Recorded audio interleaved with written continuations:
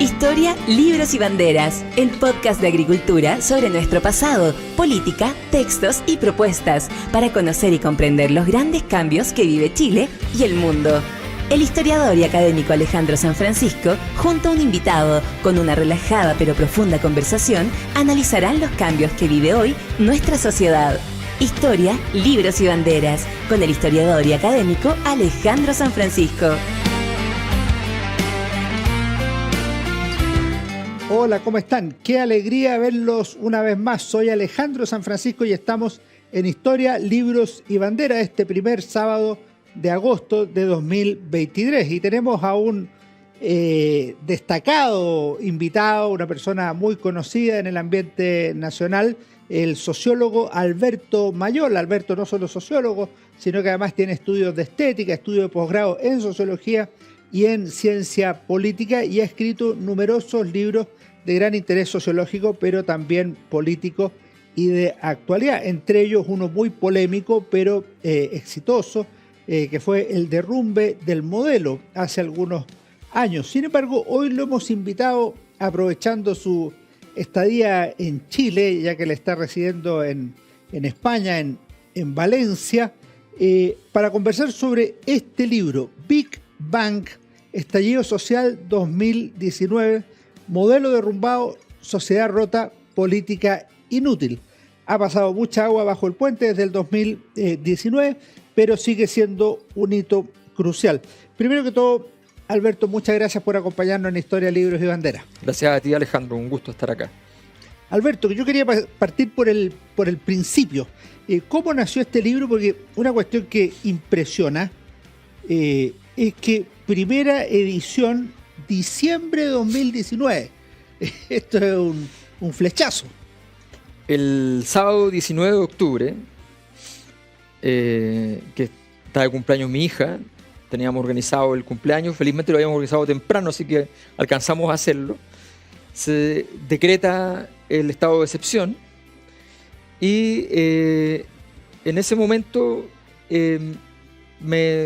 estamos ordenando las cosas y me llega una llamada telefónica de una persona que no soy ni amigo ni nada, que una persona con la cual he tenido varias reuniones por temas de trabajo, que es de derecha, ¿no?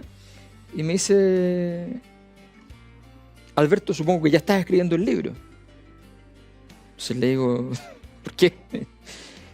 No, me dice, porque bueno, lo que pasó es, tú decías que esto no resistía, que había un tema de legitimidad muy grande y que esto necesariamente iba a colapsar de alguna manera, entonces me imagino que ya estás escribiendo el libro. La verdad es que todavía no lo pienso, de momento considero que esto es una muy mala noticia, ¿no? Sociológicamente hablando, es como un infarto, digamos, pero no había pensado en eso. Bueno, piénsalo, porque yo que tú me pongo a escribir el libro. Lo pensé un par de días y el miércoles siguiente, de la siguiente semana, tomé la decisión de embarcarme en ver cómo escribía el libro. Yo tenía obviamente mucho material, había investigado mucho, pero tenía que construir el argumento en torno a lo que significa un estallido, sobre lo cual en general, cuando uno habla de protestas en ciencias sociales, hay un error que se comete a mi juicio, que es una discusión que he tenido con muchos colegas, que es que se recurre a la teoría de los movimientos sociales. Y la teoría de los movimientos sociales es como, un estallido social es como un choque y lo otro es como hablar de un auto. Entonces a mí no me gusta usar esa teoría. Entonces, cómo lo enfocaba era un gran problema. Y así, en ese esfuerzo de enfoque, me pongo a escribir el libro y bueno, le dediqué muy pocos días, pero muchas horas, obsesivamente, hasta lograr configurarlo. Así que efectivamente en un mes lo tenía escrito, y después ya lo que se demora la impresión y esas cosas. Ahora, hay una cosa clara, que efectivamente tú tenías mucho investigado, sí, mucho pensado, y esto en alguna medida, lo que te dijo tu amigo, es una continuidad del derrumbe del modelo. Sí, por supuesto, pero en el fondo habían hipótesis que yo venía trabajando, pero que nunca habían tenido una manifestación empírica tan clara, y esas hipótesis yo no las había elaborado. Entonces tuve que meterme fui a buscar aquellos elementos que ya había trabajado un poco en el derrumbe, y sobre todo en los alrededores del derrumbe.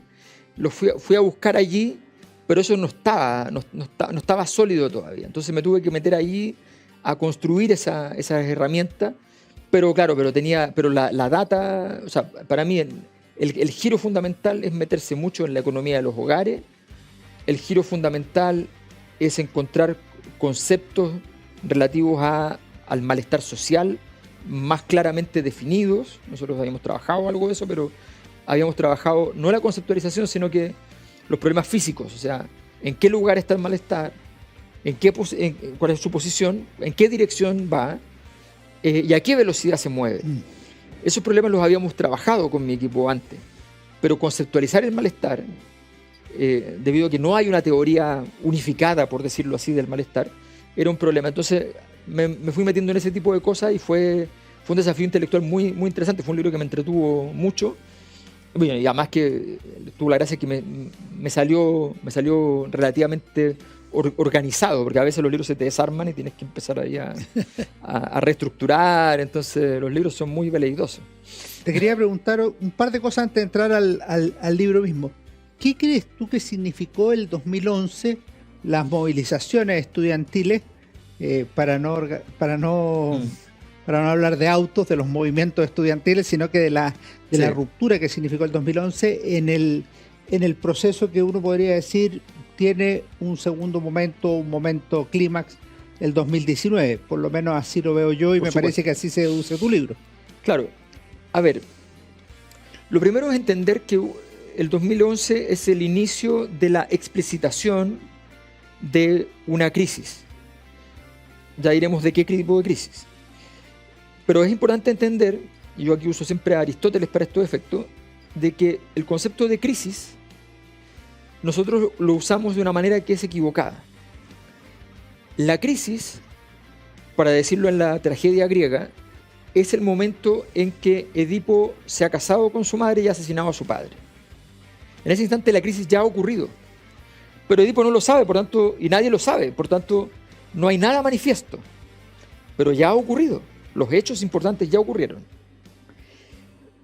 Para el momento que nosotros llamamos crisis, Aristóteles tiene un nombre, que se llama reconocimiento, que es el momento en que te das cuenta de lo que ha ocurrido, momento en el cual Edipo se saca los ojos, ¿no? Nuestro 2011 es el reconocimiento, por tanto la crisis comenzó antes. En 2019 nos enteramos que probablemente la crisis tenga mucho que ver con el ingreso de los hogares y con el hecho de las malas políticas públicas de respuesta a los problemas de los hogares. Y eso se manifiesta fundamentalmente en el Transantiago 2007, que termina el 2019 en Evade, ¿no? Ese es el ciclo, por decirlo así, el ciclo básico, con su punto clímax el 2019, y por tanto todavía no salimos de ahí, porque recién pasó el clímax y no hemos sido capaces de otorgarle respuesta a ese proceso. El 2011, entonces, es la primera manifestación sintomatológica, por tanto era muy importante porque si a ti te da un preinfarto y no vas al médico, vas a tener un infarto. O sea, no hay ninguna posibilidad de que no tenga un infarto en un tiempo X. Y lo que pasó fue que la mayor parte del sistema político se convenció de que el 2011 era fiebre que se iba a quitar. Puso parchecito así. Claro, y de hecho el gobierno de Michelle Bachelet, que supuestamente iba a abordar parte del problema, se arrepintió al año y dijeron, no, en realidad esto se administra de otra manera, y volvieron atrás. El segundo gobierno de Piñera no tuvo ninguna prolijidad respecto a eso, más bien pensó en cómo proyectar el país a nivel internacional y con él su figura, en fin, entró en otra tesis y se dejó de lado por completo esta discusión. Y entonces esa crisis de legitimidad, el mejor dato de la crisis de legitimidad política era súper simple. Lo normal, ustedes lo van a escuchar y es como obvio, ¿no? O sea, estas cosas son muy obvias. Es que si un gobierno de derecha va subiendo, la oposición de izquierda vaya bajando su aprobación. Si un gobierno de derecha va cayendo y su oposición de izquierda va subiendo, entendemos que es normal. Pero ¿qué pasa si el gobierno de derecha baja y la oposición baja exactamente igual que el gobierno de derecha?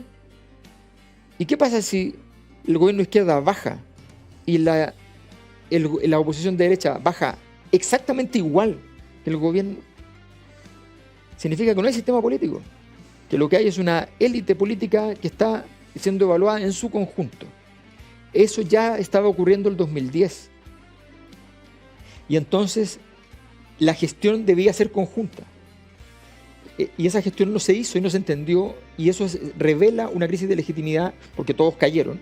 Eso me lleva a una segunda pregunta introductoria que me parece muy, muy claro, y te lo he escuchado en alguna oportunidad, pero en la década del 10, por decirlo incluso un poco antes en algunos casos, se produce una crisis como la que tú señalas, que podríamos llamar del sistema político, de los partidos, de los presidentes. Bachelet 2 no es Bachelet 1, Piñera 2 no es Piñera 1, marcan menos del 20% durante muchos meses. El Congreso Nacional marca menos del 10%, los partidos políticos marcan menos del 10%.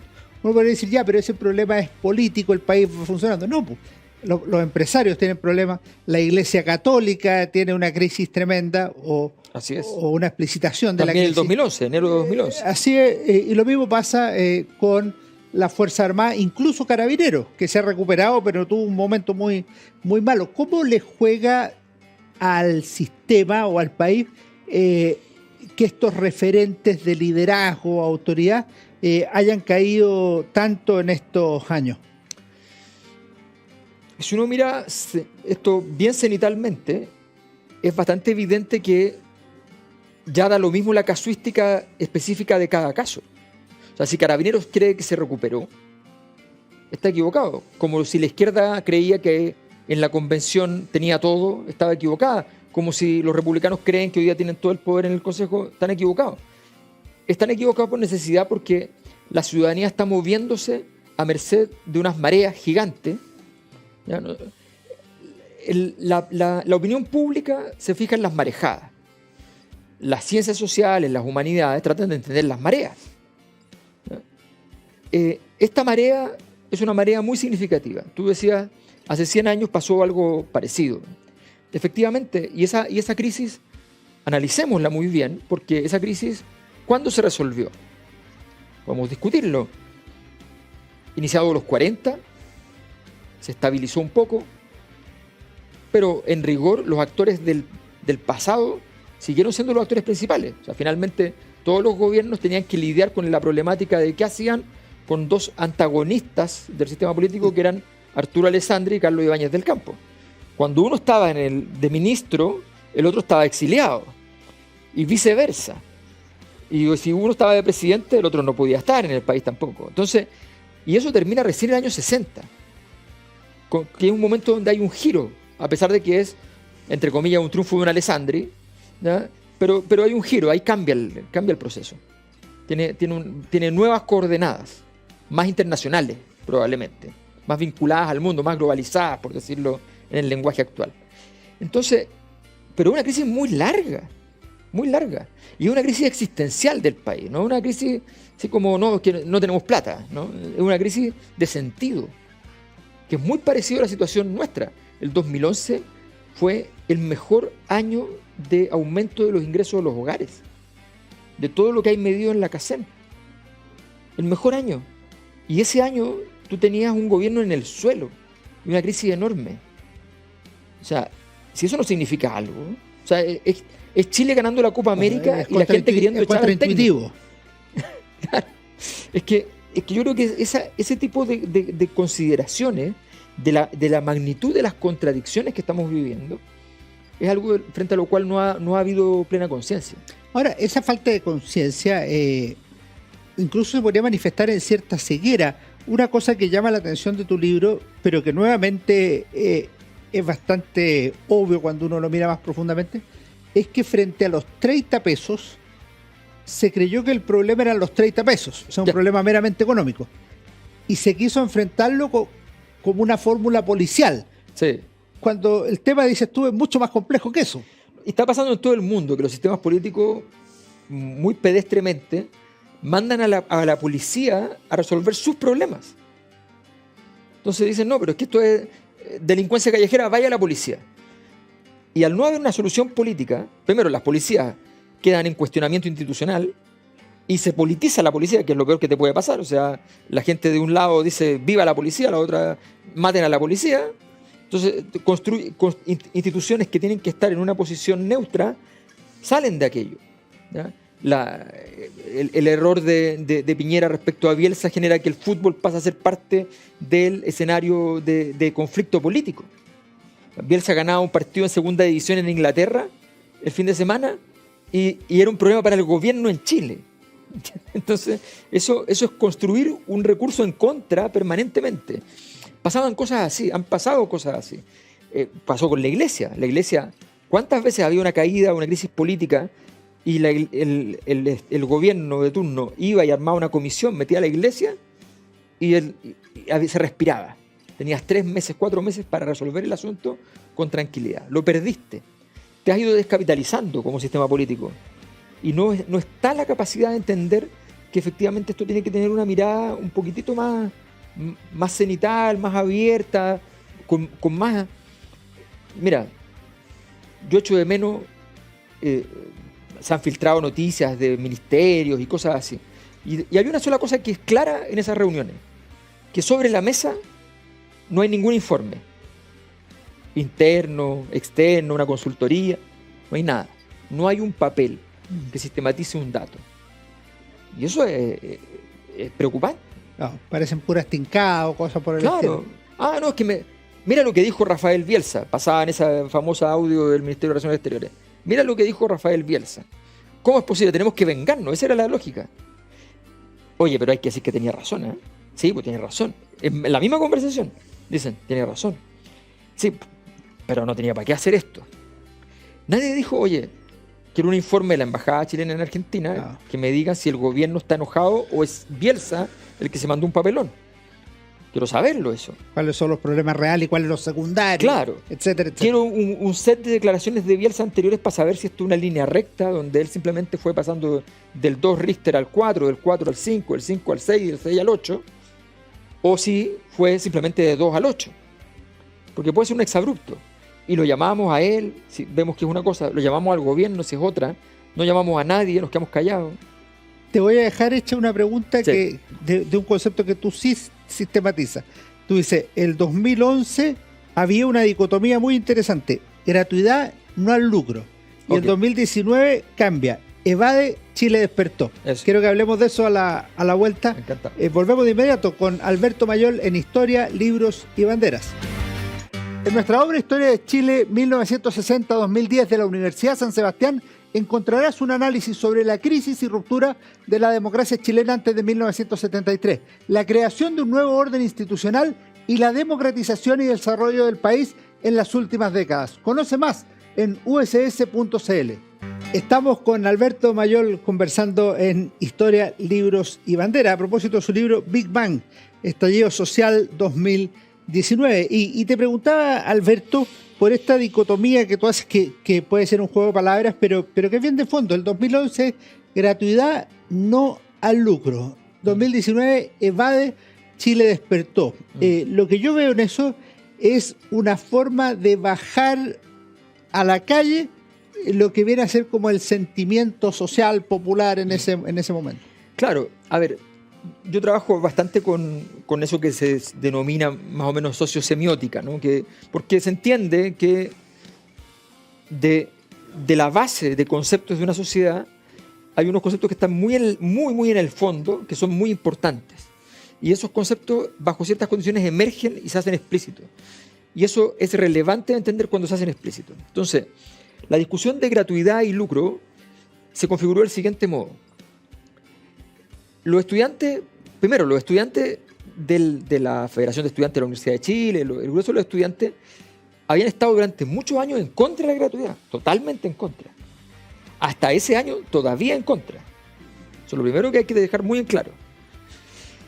Y el año 2011, en el debate interno dentro de las universidades, cuando parten las tomas, los paros, en ese debate interno empiezan a hacer una reflexión y llegan a la conclusión de que no, que están equivocados, que no tienen que ir por arancel diferenciado, tienen que ir por gratuidad.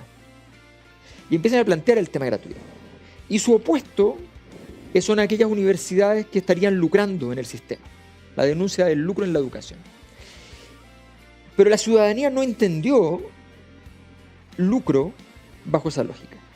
Lo que entendió fue otra cosa. La ciudadanía, justo viene el movimiento estudiantil, aparece el caso de la Polar, junio 2011. Y el caso de la Polar viene a cerrar la experiencia, entre comillas, traumática respecto a una relación con el mercado que se había vuelto sospechosa a través del caso Farmacias.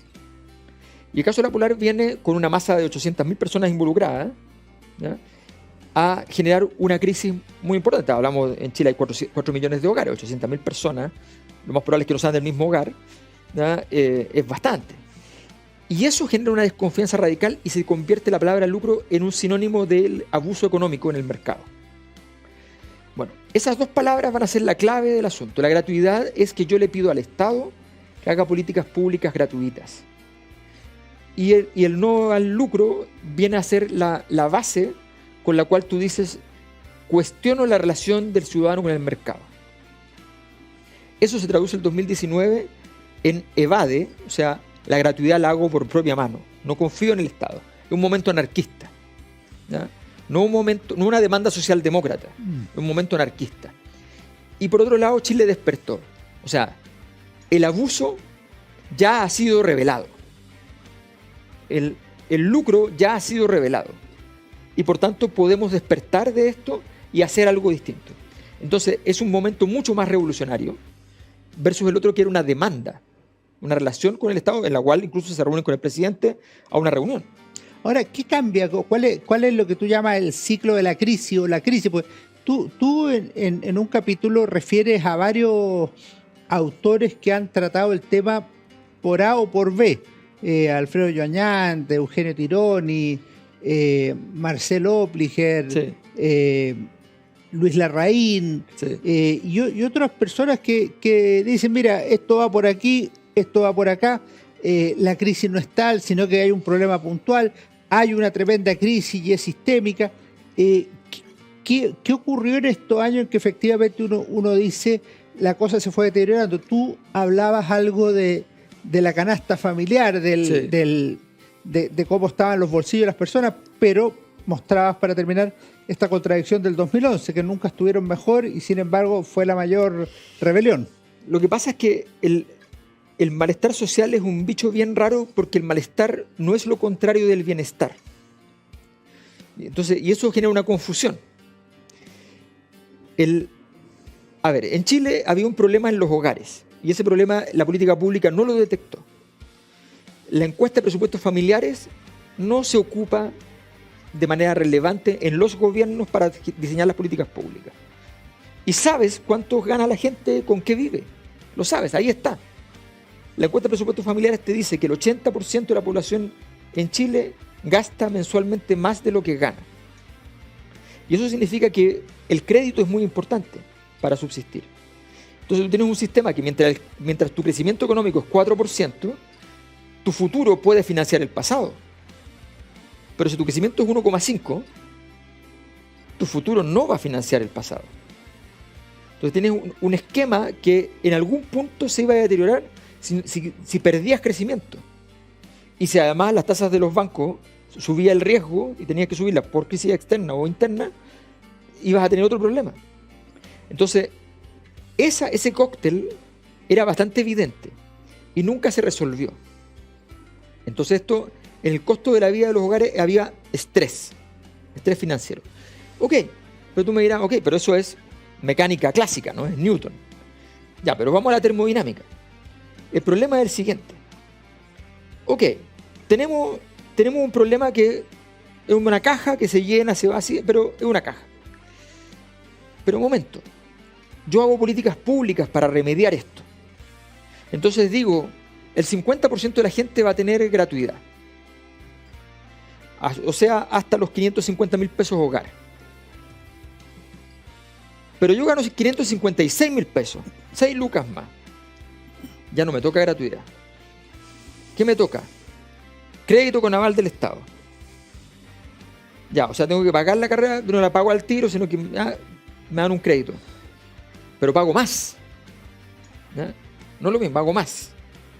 Ok, el Estado avala, hay una serie de condiciones, pero si no lo pago igual me persigue.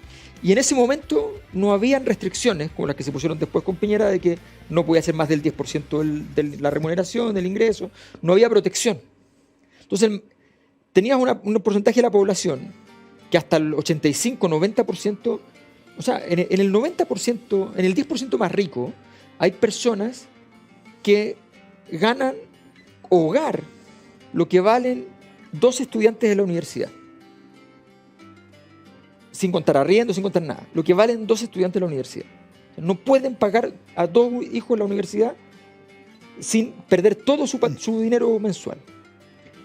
Bueno, nadie había diseñado una política pública que pensara en eso.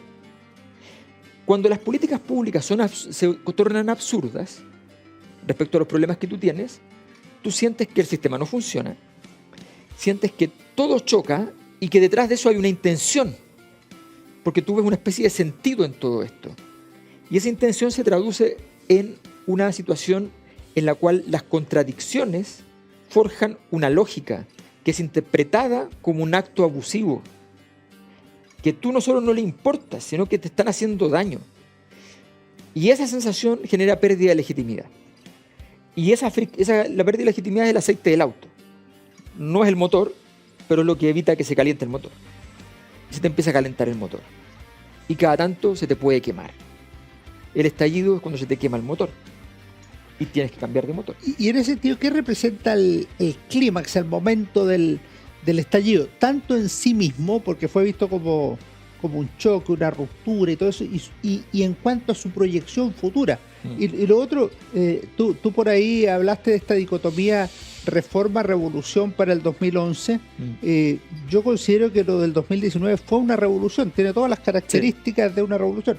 Lo que ocurre es que fue una revolución fallida o está inconclusa. Sin líderes. ¿Cómo lo ves tú? Totalmente de acuerdo. De hecho, si tú... Otra vez encontré una página en Guerra y Paz de Tolstoy, donde están discutiendo, están discutiendo sobre la Revolución Francesa. No nos olvidemos que las élites rusas eran prácticamente franceses. Afrancesadas, sí. Entonces, y eso es súper interesante respecto a la guerra actual, porque este es el momento menos occidental de Rusia en 4 siglos. O sea, es bien interesante. Pero bueno, entonces están discutiendo respecto a... Y la discusión es igual que la del estallido. Un sector dice, es que el problema es que hubo mucha violencia. Yo puedo entender los problemas que habían. Puedo entender que había que sacar a los reyes. Pero fue mucha violencia. Y otro sector le dice, sí, ¿y cómo sacabas a los reyes sin eso? ¿No? ¿Cómo lo lograbas sacar? Se logró algo muy importante. Se logró dejar en claro cuál era el destino, el horizonte de Francia. Entonces, esa discusión no tiene solución política en el caso francés hasta la llegada de Napoleón. Que Napoleón viene a decir, yo soy un emperador que encarna la voz del pueblo, no soy el profeta. Que provoca otra discusión en Guerra y Paz, cuando estaban discutiendo ahí, dice, ¿y quién es Napoleón? El emperador de Francia. No, el hombre más grande de Europa. Claro, exacto. Son 2 posiciones sobre el mismo personaje. Exacto. Porque la fórmula napoleónica es una fórmula carismática imposible de imitar. O sea, puede ocurrir que aparezca... Lo que pasa con Bukele en El Salvador es napoleónico. Es la solución napoleónica. Pero es muy... Gaspar Rivas no va a lograr ser Napoleón, ¿me entiendes? O sea, no se va a convertir en Napoleón. Entonces esa es la situación, digamos, de un momento como ese. Claro, yo estoy de acuerdo, es un entorno, es una explosión revolucionaria que al no tener ninguna posibilidad, es tal el nivel de desintegración social que no hay posibilidades de construcción de liderazgo en ella. Y por tanto, es necesariamente una revolución fallida, porque tiene toda la energía de la explosión revolucionaria, pero no tiene ninguna conducción potencial siquiera. No había posibilidad de generar una conducción potencial porque ni siquiera ya se había multiplicado incluso el ámbito temático. Ya no sabías cuál era el centro del asunto. Pero, por ejemplo, si hubiera triunfado la constitución de la Convención Constituyente, habría sido una revolución triunfante. Lo que pasa es que hay una especie de suicidio asistido en la Convención Constituyente. Sí. Lo que pasa es que yo creo que tengo la impresión de que en general no había ninguna posibilidad de que eso, incluso ganando el plebiscito, vertebrara un proceso. O sea, ese proceso había nacido invertebrado. Y nace invertebrado porque básicamente el gobierno lo entrega pero toma una decisión que es correcta por parte del gobierno de Piñera, que es no meterse en el proceso. Entonces no se comprometen en la vertebración, tienen que hacerlo ustedes. Y el Frente Amplio era el llamado a vertebrar ese proceso y no lo hace. No lo hacen, ni lo logran, y yo creo que ni siquiera lo intentan en rigor, salvo con una mirada sectorial. Las revoluciones no son sectoriales. Aquí hay una cosa que es bien importante. En Chile empezamos a pensar hace rato, lo digo sin denostación, lo digo, es una forma de pensar que es lógica en la gestión, pero que no es lógica en política. Nos pusimos a pensar como ingenieros comerciales. Entonces, el ingeniero comercial, en la vida, en la gestión económica, tú tienes un problema y para ese problema buscas una solución. ¿Ya? Y la solución concurre al problema. En la vida social no funciona así. La vida social la dividimos analíticamente, pero es un todo orgánico. Se mueve una marea y se mueve con todo. La revolución no es sectorial, es global. Es global. Y el proceso político es global siempre. Tú algunas cosas puedes lograr aislarlas y intervenirlas quirúrgicamente, pero en general no va a ocurrir. O sea, en general se te van a mover todas las variables juntas. Tú no puedes lograr decir hoy desde la izquierda chilena, mire, vamos a hacer toda esta reforma, ¿ya? Todas estas transformaciones, y las vamos a hacer bajo la lógica de la relación con Carabineros. Tú dices eso y rompes el clivaje central del estallido. No porque Carabineros sea el centro del clivaje, sino porque dentro de la estructura del clivaje, Carabineros quedó menos para un lado, más para el otro. Sí, claro. No tienes forma de trabajar eso. Entonces, eso te lo pueden perdonar porque no hay nada más donde pararse. Pero también puede ser porque se abandona una cuestión central, que en la revolución la clave es la conquista del poder. Por supuesto. O sea, tú puedes estar discutiendo 40 cosas por los lados, pero si no conquista el poder, la revolución se quedó truncada por definición. Y por definición la conquista del poder es el poder y ojalá de lo más rápido posible la autoridad, o sea, el poder con legitimidad. Esa ecuación es fundamental, porque tú puedes tener todo el poder formal, ¿ya? Pero no tener la legitimidad. Por ejemplo, hoy día el poder formal concurre luego de la última elección en republicanos, pero no tienen autoridad. Y entonces tienen una conducta que es doble. Autoridad que no tiene nadie. No, pero no la tiene nadie.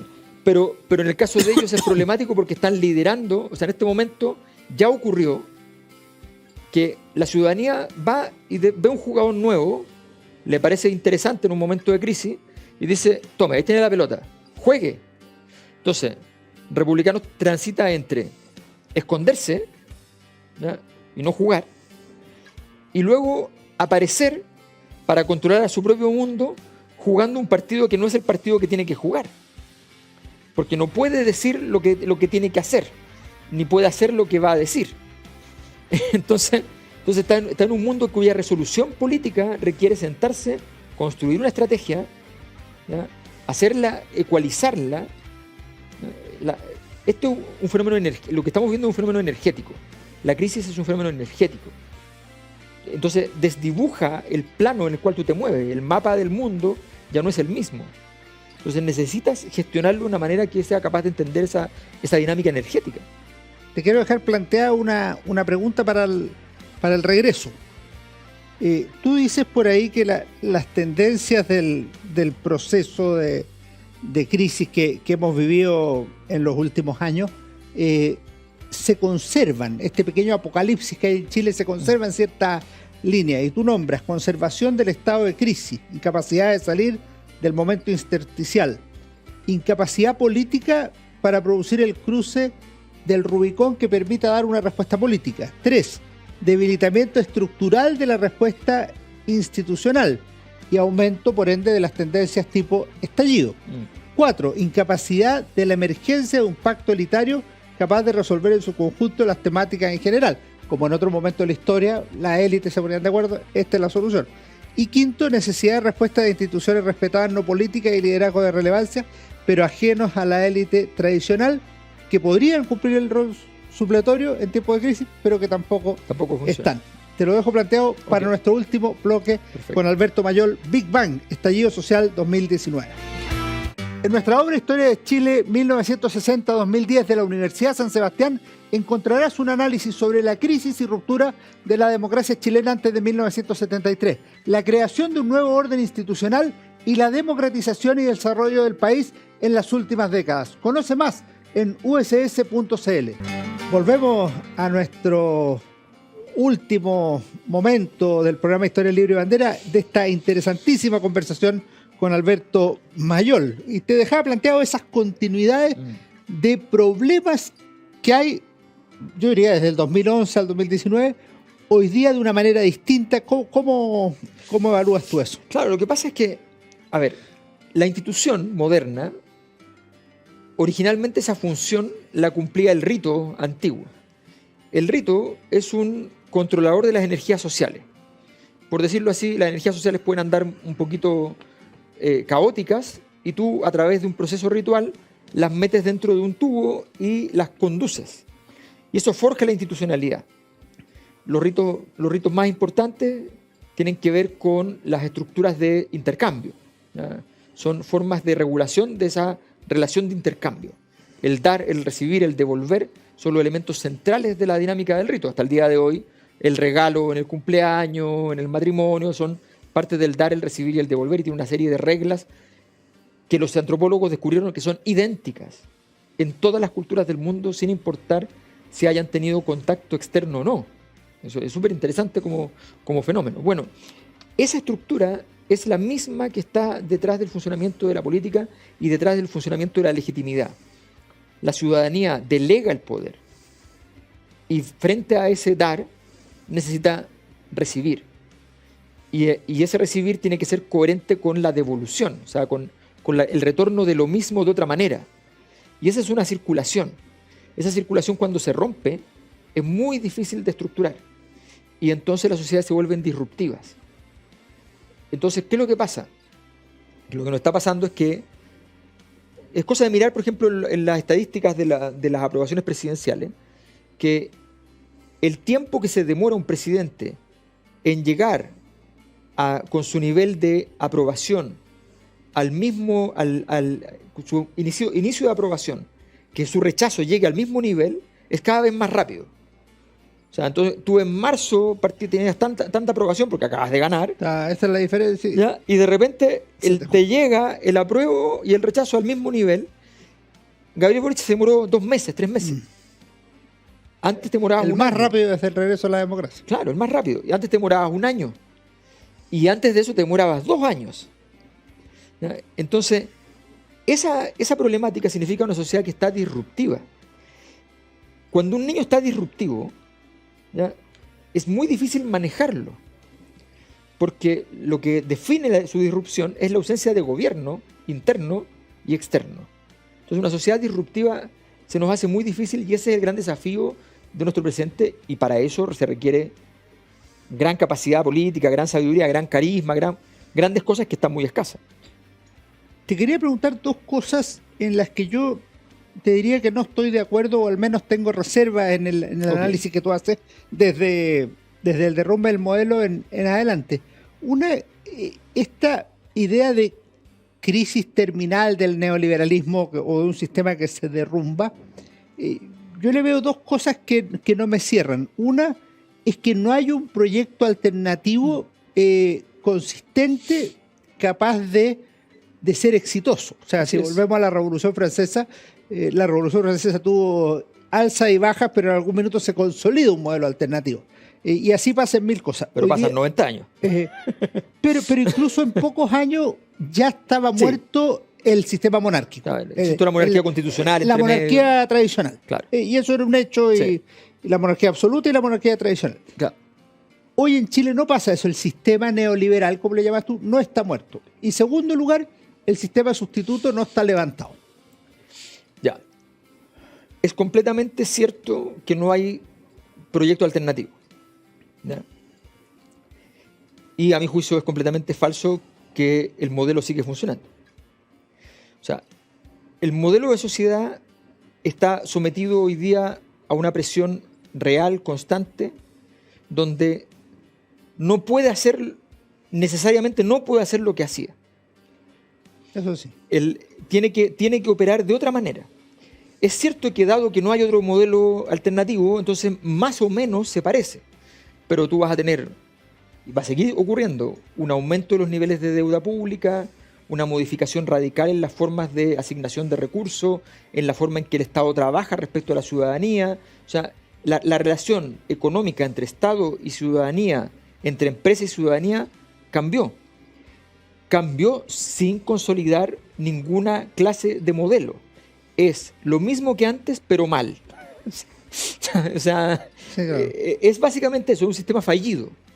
Pero como no tienes alternativa, no tienes más que entonces ponerle trabas enjaular el mismo león, por decirlo así.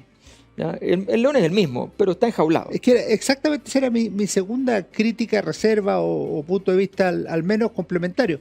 Cuando tú haces una crítica muy clara a la economía neoliberal, una que yo comparto 100% es que es al economicismo, o sea, mirar las cosas como ingeniero comercial, es la economía estúpida, o sea, decir, mira, como que esta es la matriz de análisis de todos los problemas, pero cuando uno mira lo que provoca el malestar, que no te alcanza para vivir, etcétera, etcétera, pasa lo que tú decías, cuando crecíamos al 7% anual entre 1984 y 1998, al 5 o 6% anual en otros años, al 4% anual, esto se notaba re poco, porque efectivamente uno tenía la expectativa de conseguir una pega mejor, etcétera, etcétera. Cuando se ha producido la mala situación es en los últimos 15 años. Dicho en otras palabras, cuando el sistema funcionaba como sistema tal cual, tenía mucho mejores resultados que cuando le pusieron problemas en el camino. Claro, lo que pasa es que hay varios factores.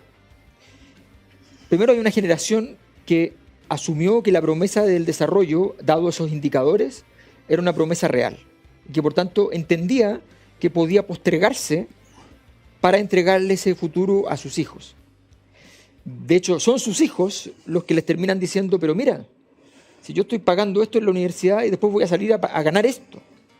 Y ahí empieza a derruirse esa base. Pero esa es una generación entera que dijo, esto funciona. Pero solo para hacer el contrafáctico. Eso se salvaba manteniendo las tasas de asistencia a la universidad que había en los 80 o 90. O sea, si se mantenía eso, no existía el problema que tú mencionas. Con lo cual te metes en otro problema que es mucho más grave, que es de escolarización, de oportunidades y de todo lo demás. Es que yo no estoy de acuerdo, porque debemos recordar siempre, nosotros si cortamos en los 80 el crecimiento de las universidades, pero resulta que el año 73 la matrícula universitaria se recuperó recién el 87. La matrícula del 73 se recuperó el 87, son 14 años perdidos. El PIB de Chile del 73 se recupera el 89. O sea, estamos hablando Chile no es verdad que no tuvo una década perdida. O sea, tuvo 3 lustros perdidos. Entonces, después viene un proceso de crecimiento, y ese proceso de crecimiento era indispensable, yo no tengo ninguna duda de eso, y de crecimiento de la matrícula, de crecimiento de todo eso. Lo que pasa es lo siguiente, hay una generación que dice, yo me aprieto el cinturón porque vamos a llegar al desarrollo. Pero cuando me empiezan a decir, esto le pasó a la Concertación, el desarrollo está ahí, el 2010, y después está ahí en el 2007 y te dicen, bueno, pero no, va a ser el 2015. ¿Ya? El 2018, después 18, y empezamos a jugar el juego. ¿Me entiendes? Entonces, ese juego fue desgastando las bases de la creencia en ese proceso. Aquí hay un elemento que es central. El modelo asignaba de una manera y la ciudadanía lo aceptó. Yo no tengo ninguna duda de eso. Y es normal. La gente normal, el 90% de la población, no tiene una perspectiva intelectual sobre ningún orden social de la historia. La gente en la Edad Media iba a misa porque lo integraba. No entendía un carajo la misa. Pero la misa terminaba, se llama misa, no se llama misa. La gente le decía misa. Porque la última frase, con la que sabían que tenían que irse, era ite misa est. Ite misa est. Entonces, ahí sabían que se podían ir. Era para saber cuándo irse. ¿Ya? Los mecanismos de integración de cada sociedad son distintos. Los mecanismos de integración del siglo XVI, XVII, XVIII son diferentes. Nuestros mecanismos de integración en la sociedad contemporánea es el consumo. Y entonces consumimos. No hay ningún pecado. No hay ningún problema. Por eso, cuando decían, no, pero la gente sigue consumiendo, pero si se integra. no se puede integrar de otra manera mientras no haya otro mecanismo de integración. ¿Ya?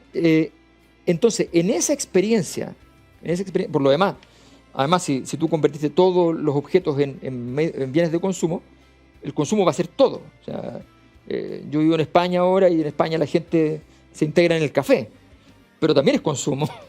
Entonces, si yo quiero decir que eso es consumo, puedo decir que eso es consumo. Entonces, yo creo que aquí hay una necesidad de centrarnos en tratar de entender cuál es la base de la problemática.